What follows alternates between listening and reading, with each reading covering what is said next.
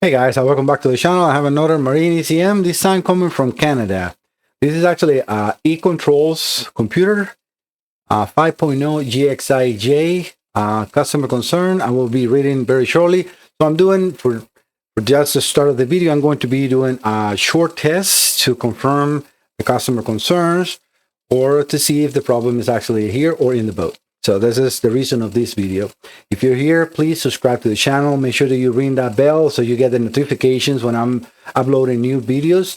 Thank you so much if you do subscribe to the channel, because that really helps my small business and my channel to grow. Like that, YouTube recommend more and more my videos, and I get more customers as you or subscribers. All right, so thank you so much for that. All right, so as you see, I have now in the screen the Diacom, which is the software that I use for these computers. Let me actually move this a little bit, move the multimeter over to this side of the screen so it's not in our way. And I'm gonna make this window of the Diacom just a little bigger, because we don't really need to see behind. It's just the light in there, so you get to see a lot more. All right, so that looks better. So right now I'm running the computer at 600 RPMs. Everything is working actually really good. If we go over to the fault codes, which it was none in history. So let me get to the folder, to the software. Well, let me read the concerns. His name is Thomas. He is from Coleman, Alberta, Canada. He said, "Hi, I started the boat last year, then it died. Was left for a year, then replaced everything: a starter, battery, a spark plug, distributor cap, ignition coil. No start, nothing. I have seen you on YouTube and thought this was worth a try. It is from a 2008 Glastron GT 2009 Volvo Penta 5.0 Gxi-J, as I said." So that is the note that he sent me. I'm sorry. Right now, sorry guys. Right now I got all the 8 injectors, which you can see here. I got actually it's a perfect 3.1 milliseconds of injection. Let me see if that is actually here as well. Yeah, injector pulse width in the computer is showing 2.4. I know that this is very accurate here. And if I have a nice and steady signal, I don't have nothing to worry about it. So it is running really well. Hopefully you can also see these lights in here that I'm now pointing. Those are the injectors. And this is a 1 signal per the distributor to the, because this has a distributor, it's going to have a coil and a spark plug. So this is not a coil and plug. So this is just a distributor that will distribute the spark to each of the spark plugs. But everything is there. We have the fuel pump relay right here, which is being commanded on as well. And now let's go over the fault code. So there is no previously active trouble codes. Right now, all that you see in there is just here, and I can pretty much disregard all, including the one that says IAC fault. The reason that we have that IAC fault is because I'm using substituted value here, which is this here. But we can see what it, hopefully you can see it has a yellow and a red, and it's changing. So those is working. It just doesn't like the motor amperage or whatever, because it's definitely not the correct resistance. But I don't need to prove that. I just need to see if we have activity on that, and that is perfect. So it is good. Believe me, that is not a problem. But what I'm saying is previously active code 0. So yeah, this is a little hard to guide the customer here or help them, because I'm not sure exactly what could be the problem.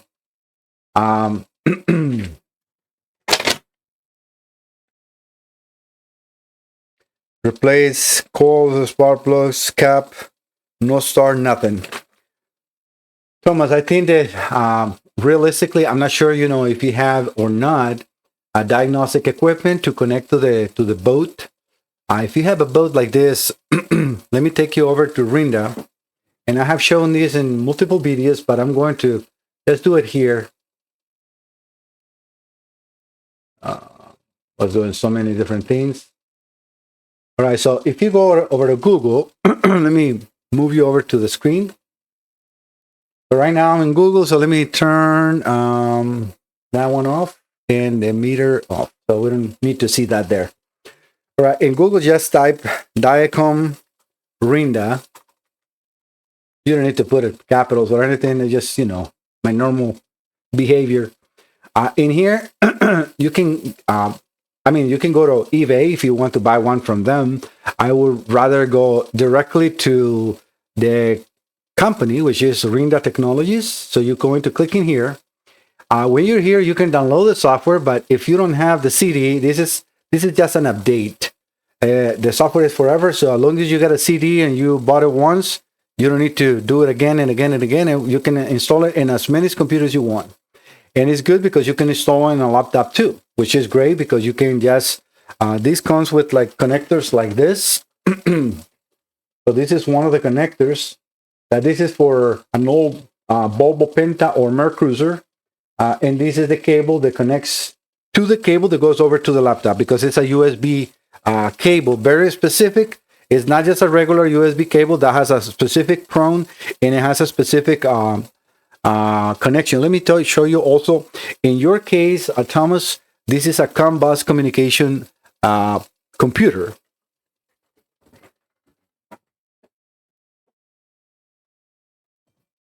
So for that one, you're going to need this connector. Let me put them in there. Yeah, if I'm not, probably it's not working. Right here. So that is the connector. And you can see it has a very distinctive or different type of connection in the one side and in the other side. So that is exactly what I have there. I just have multiple. But because, yeah, if one fail, I cannot let down. I need to have it. And I have two Diacoms. But yeah, so these will have COM bus, low and high, power and ground. And that's exactly how I have it connected because obviously I don't have the boat in here. But yeah, that's what you need to have. So the connector for your boat, since it's a COM bus, it will be 94029. All right, so when you're here, you're going to get into purchase. Let me move it over to the screen so you guys can see. So I click on purchase up in the sub menus or in the menus on the top. So what you want to do is if you want to select something, you go into engine manufacturer. You're going to go into Volvo Penta because that's your boat is a Volvo Penta. You can go all years in all engine types and you can just submit. And make sure that you go into submit. You can go into marine kits. Right here, we have the old style. This is for MEPIs, and this is not COM bus. This is a completely different communication, but that's the connector it uses. So we have this is one of the computers that looks almost like yours, but this is again 2005 or 2007 or so. Actually, it says in here, that's 6 and 7, but realistically it's 2005 up to 2007. And even in yours, like right here, this can go into 2006 and 7. It all depends on the year of the computer. But as you see, it has the 94029. This is the connector that we're looking for. So when you scroll down, you see it says 2008 and up. And I have seen it in 2006 because I was working just in two computers that came from Michael here in Virginia. I'm not sure if that video is still up or not, but those were 2006. At the end of 2006, and they were COM bus. All right, so you're going to click and yes, it is correct. So what this is going to do is going to show you now the packages or software or different kits that you can buy for your setup. You can see the basic kit is the first one is $719. Realistically, it's very inexpensive. Please don't fall for this TechMate because as you can see, it's $649. Yes, you don't need a laptop, but you cannot record, you cannot do nothing. This is a very basic tool. You can read faults and you can read values, but that's it. No. Go into this. You can buy the full kit if you're a Marina. I would recommend you to buy the full kit, which is $13.99. That has all the connection for pretty much all the boats. And you will see, I will show you in the software because they don't offer, I think, Yamaha and some other like 2 or 3 different manufacturers, but the rest, and they're very strong on it. So going back into Michael's, so any of these kits will work. So you see it has the 9403C, G, M, and the 9403 kit. So what the difference is in there, the only thing that you will find out is by clicking on it. So right here, let's click on this one that has $819 to see what is inside of it. It says base with Mercury G3 smart adapters. It comes with, let me see, Dicom Marine Base Diagnostic Kit with CAN and Mercury G3 SmartCraft adapters. Kit includes Dicom Marine software with a star guide. Okay, so this includes the G3 SmartCraft adapters. So if we go back, yeah, it looks like this one does too. Let me see what this one does too, because this is a little less expensive. You sometimes want to have that. You see, this one has the CAN, which is the 94029, the G3 SmartCraft, which is right here, that one that you see right there. And it also says it includes, let me see, USB communication cable and diagnostics adapter for, okay, those are the 2 connectors. That's it, 94029 and 94032. So let's see what the less expensive comes with, which is this one. I can see that doesn't cover the G3. So yeah, as you see, the G3 SmartCraft is not there. So if you have a Volvo Penta, I would recommend you to go. Not sure what this is the difference in between these two. Let me read again.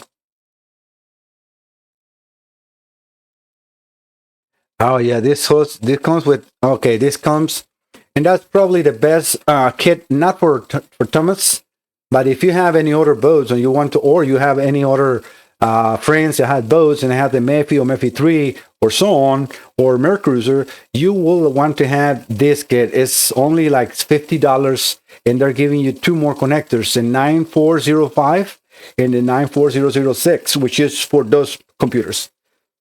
Again, this is the best thing you can have, the best kit you want to buy for your setup.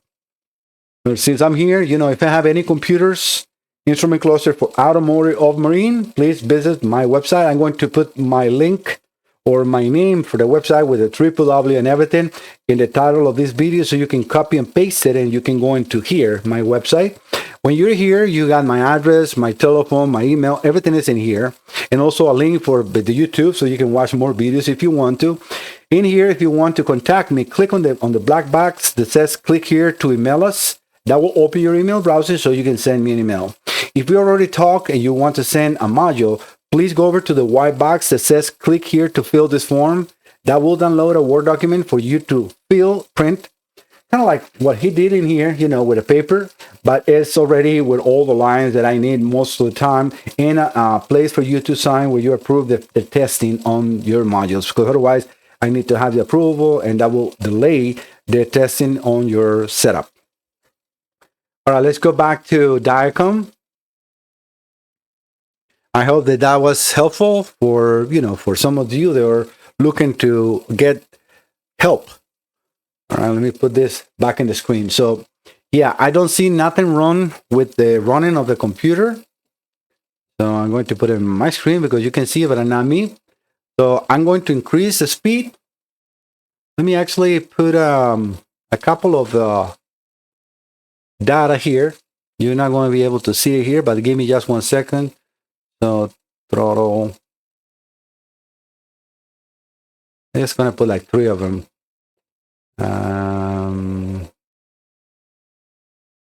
Higher position. Engine throttle. Give me just 1 second, guys. I'm just adding pits in here for you guys to see, because I know that those letters in there are very small, and I have like sometimes I've been able to read myself. So I'm gonna put like 5 pits. Now I need to transfer those into here. So all right, now you have the pits in there. You can see a lot better, definitely from the distance. So we have the first one on the top is the RPM. lower next to that one, injector pulse, TPS position 1, manifold pressure, and AIX position. I can definitely see a little bit of a, changing on the values. Battery voltage. Let me go into the folder itself, into the software itself, sorry. All right, so battery voltage, are you? Well, the manifold pressure is a little low for this boat. I need to be in around 12.6. That's what I like to keep it, at least at idle. And that's going to change the injector time. You can see how it went to 3 milliseconds. And probably the reason we can see a little bit of a change in idle, let me reduce the RPMs to 600. Yes, you see how now the IX is saying a little better. So the IX is going to try to change if it sees that the RPMs are higher than the desired. And that is very normal on these boats because it's not throttle actuator electrically. So this is not a drive-by-wire. This is a regular accelerator system, and it has a throttle position, but that's it. So we can see how that is a little better now.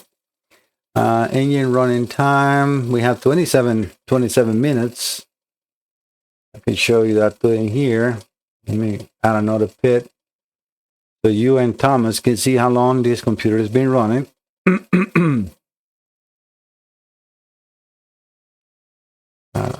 Select something different. As you can see, I'm adding right now that pit here. I'm just going to stack them in there.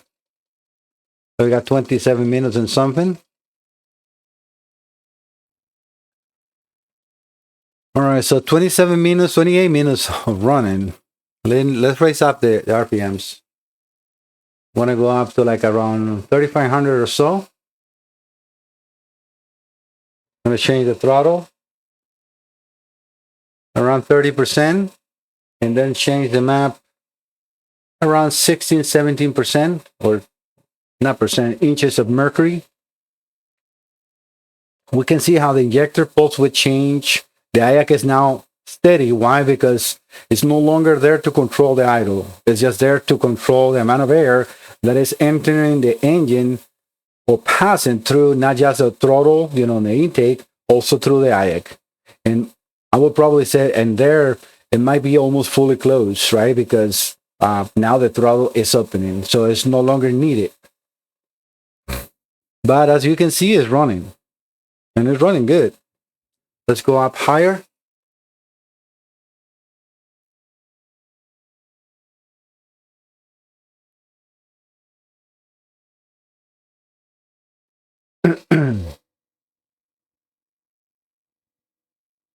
It hasn't cut not one time. Both fiber reference are there.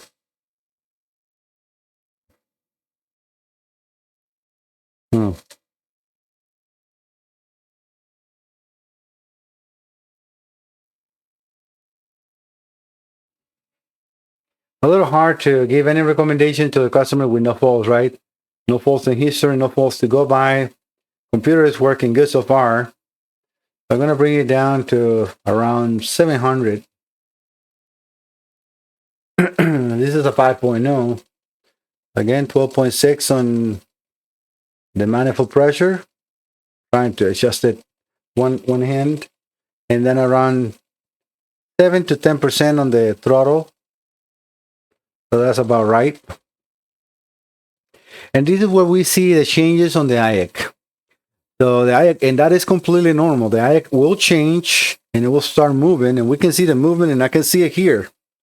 So this is definitely being commanded on and off to adjust or try to bring the idle to where they want. Is it 600?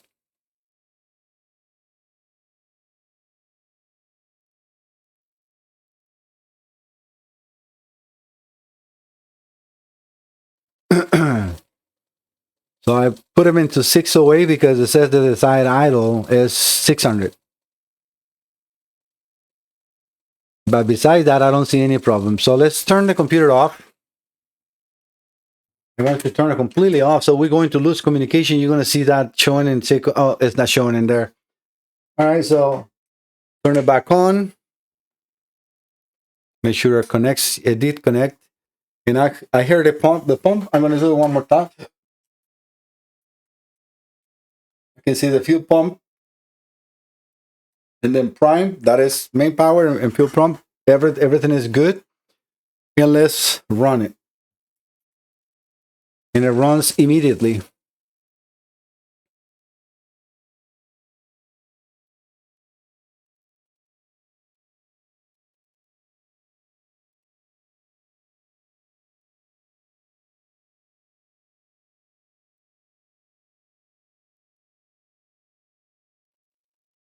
The IAC does less changes, depends on what the speed of the engine is. You see, I move it to 668, and now we can see how that IAC went to something else. But if I turn it off, again, I turn it off. Let's see the IAC position. Let me see if I have any desired IAC position.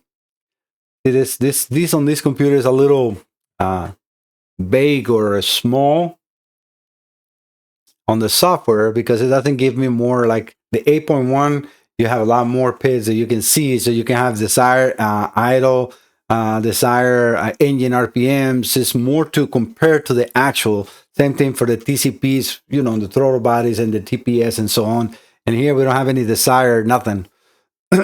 So that's it. And that's why this computer might not be throwing too many faults, because as long as the computer sees, you know, normal values or in between the maps, it will not flag a fault. So that is a bad software. And I'm not saying a bad software in the computer, a bad design software. All right, let's run it again. Yeah, as long as I'm in 610, 6 something, the computer is not going to move that IAC much. Why? Because it's close to the 600. But if I bring this up to 690, you see immediately opens the IAC or closes the IAC, sorry, to try to bring that idle down.